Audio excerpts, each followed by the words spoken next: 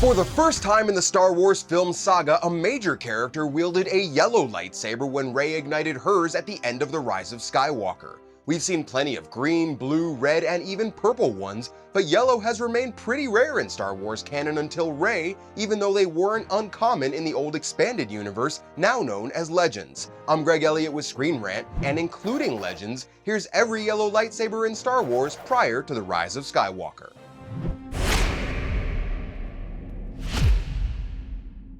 I wondered when you would return.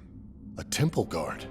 So in canon, yellow lightsabers are normally associated with Jedi Temple Guards, a security force that, as you can tell by the name, protected the Jedi Temple on Coruscant. Temple Guards were Jedi Knights armed with double-bladed yellow lightsabers known as lightsaber pikes, and gave up their previous lives to serve, but they were all wiped out in the Great Jedi Purge, except for one though, who survived by pledging allegiance to Emperor Palpatine, and he went on to become the big bad of Rebels Season 1, the Grand Inquisitor. This is the weapon of a Jedi Knight. An elegant weapon for a more civilized age.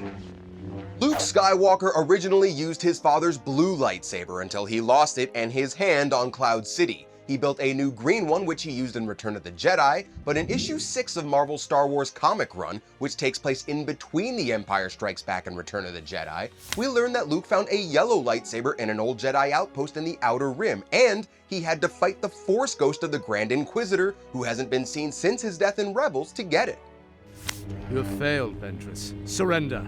Never! Asajj Ventress from the Clone Wars, born into a coven of Night Sister witches on Dathomir, has been many things: a slave, a Jedi Padawan, and even Count Dooku's personal assassin.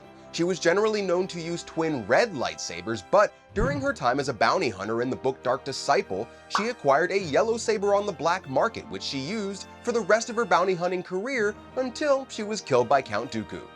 You have failed me for the last time, and now you shall die. And that's pretty much it for official canon, so let's take a look at Legends. In the Star Wars Republic series of comics from the late 90s and early 2000s, Tyvoka was a Wookiee Jedi Master who was a member of the Jedi High Council and had a yellow lightsaber with a wooden handle and a curved hilt. And his Padawan Plo Koon, who while he does exist in canon, only used a blue lightsaber the few times we saw him with one. But in some of those older Legends comics and video games like Jedi Power Battles and The Force Unleashed, Plo does in fact use a yellow blade. There's a handful of other minor characters in Legends who also had yellow lightsabers. Jedi Knight Basta Lashan from the Knights of the Old Republic game had one, as did Mali Marek from the Force Unleashed novels. Yun, a Force-sensitive character from Jedi Knight Dark Forces 2 who turned to the dark side, used one, and Ganner Rysode, a Jedi Knight from the old New Jedi Order books, was known to wield one as well.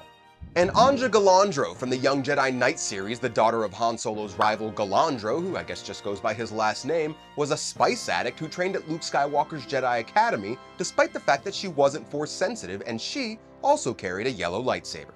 So while yellow lightsabers aren't unheard of, they're definitely rare in Star Wars canon, and in a way, with the most recent comic showing Luke with one, it does make Rey's choice in The Rise of Skywalker a little more appropriate. So thanks for watching, guys, and make sure to keep coming back to Screen Rant to stay up to speed on all things Star Wars. I'm Greg Elliott, and may the Force be with you.